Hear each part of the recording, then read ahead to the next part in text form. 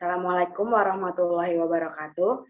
Kami dari kelompok 3 Asesmen dan Diagnosis ingin menjelaskan materi mengenai tes khusus pada anak dan khususnya ini pada pemeriksaan DSTT atau yang DDST atau yang sering disebut dengan Denver Development Screening Test. Untuk materinya akan dijelaskan oleh rekan saya.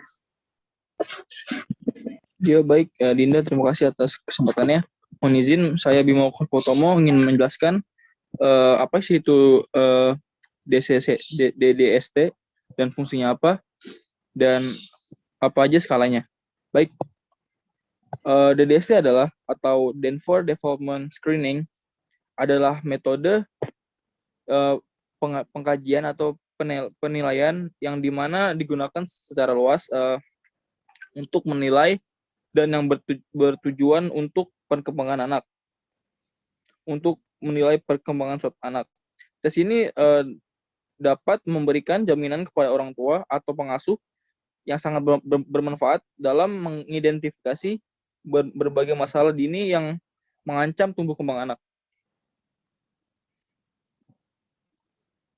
Jadi di tes DDST ini ada 4 skala, yaitu ada failure atau gagal, pass atau lulus, dan ada review atau penolakan, dan ada lagi yang terakhir itu namanya by report atau no opportunity. Yang pertama itu pass atau lulus. Ya, anak dengan skala pass melakukan uji coba dengan baik. Ibu atau pengasuh memberikan laporan dengan tepat, dapat dipercaya bahwa anak dapat melakukannya. Yang kedua itu failure atau gagal, di mana anak tidak dapat melakukan uji coba dengan baik, atau ibu atau pengasuh memberi laporan tepat bahwa anak tidak dapat melakukan dengan baik. Yang ketiga ada refuse atau penolakan. Anak menolak untuk melakukan uji coba tersebut. Penolakan dapat dikurangi dengan mengatakan kepada anak apa yang harus dilakukan. Jika tidak menanyakan hal tersebut kepada anak, apakah dapat melakukannya, maka uji coba tersebut dilaporkan anak tidak dapat diskor atau tidak dapat dinilai sebagai penolakan. Yang keempat itu by report atau no opportunity, yang artinya tidak ada kesempatan. Di sini anak tidak mempunyai kesempatan untuk melakukan uji coba tersebut karena ada hambatan. Skor ini hanya boleh dipakai pada uji coba dengan tanda R. Untuk lebih jelasnya cara pengisian formnya akan dilanjutkan oleh teman saya, Zaki. Terima kasih.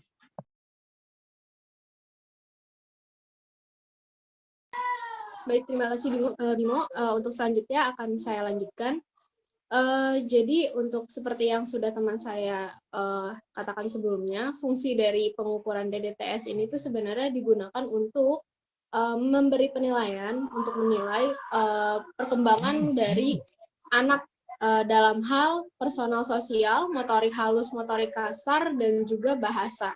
Nah, di sini untuk uji coba DDTS ini sendiri, ini tuh bisa dilakukan untuk anak usia 1 bulan sampai dengan 6 tahun.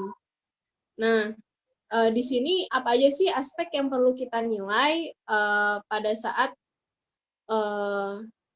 dalam melakukan uji coba si DDTS ini? Nah, yang pertama itu ada sektor personal sosialnya. Jadi di mana di sini tuh kita menguji aspek yang berhubungan dengan kemampuan si anak ini dalam bersosialisasi dengan mandiri dan berinteraksi dengan lingkungannya atau beradaptasi dengan lingkungan sekitarnya.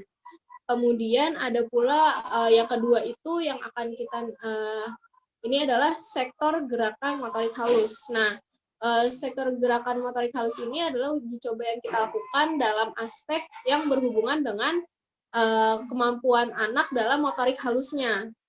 Nah, di sini gimana kita di sini untuk mengamati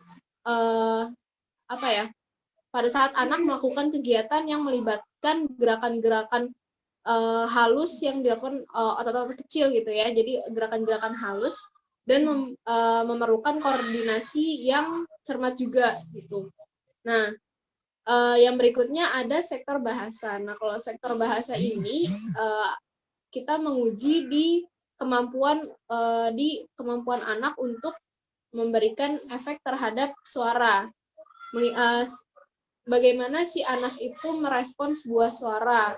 Bagaimana si anak ini jika kita berikan perintah, apa yang akan anak ini lakukan seperti itu.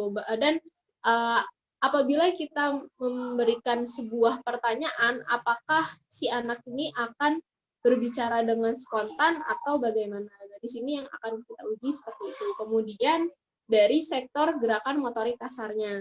Nah, di sini sektor gerakan motorik kasar di sini tuh maksudnya kita menguji aspek yang berhubungan dengan gerakan dan sikap tubuh yang biasanya memerlukan tenaga karena dilakukan oleh otot-otot besar. Nah, di sini contohnya seperti si anak kita beri instruksi untuk melompat, berjalan, atau duduk. Nah, seperti itu. Nah, kemudian ada yang namanya formulir Denver. Nah, mungkin sudah boleh dibantu share screen untuk formulir Denver-nya.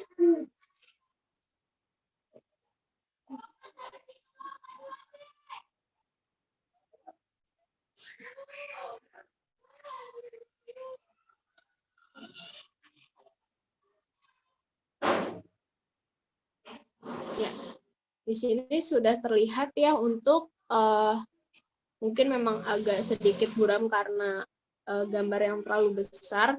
Jadi di sini adalah formulir Denver.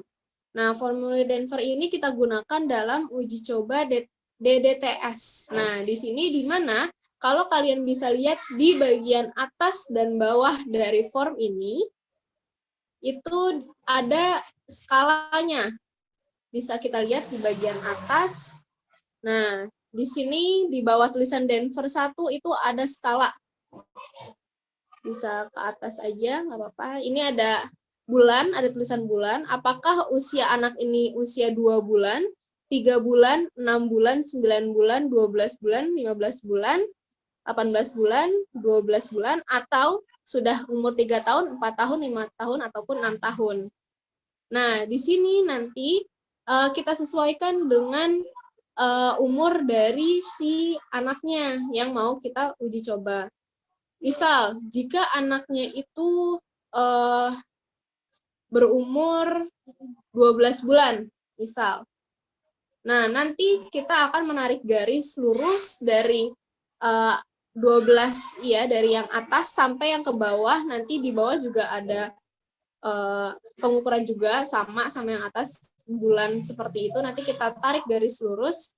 Nah, nanti kita lihat apa saja yang dilewati oleh garis yang kita buat tersebut.